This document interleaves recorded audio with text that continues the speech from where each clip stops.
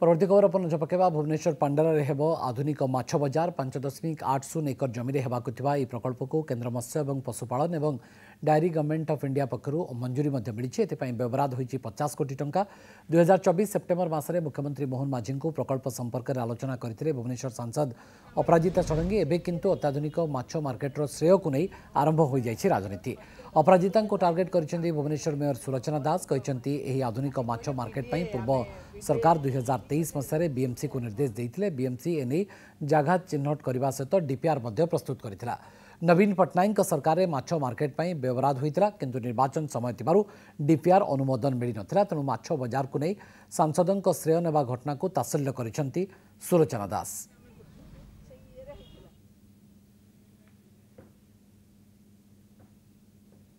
एटा 2023 रे पूर्वतन मुख्यमंत्री नवीन पट्टनायक समय फिशरी डिपार्टमेंट आमको देइथिला आमे से नै कि प्रथमे तो पलाशुन रे ठीक करथिलु से जो जगहटा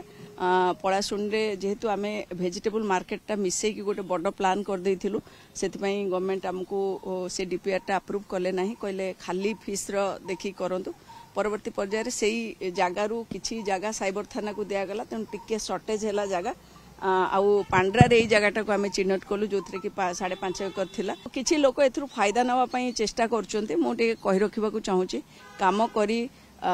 से नै कि बाहाबा नेले किछि असुविधा नाही किंतु गतकाली माननीय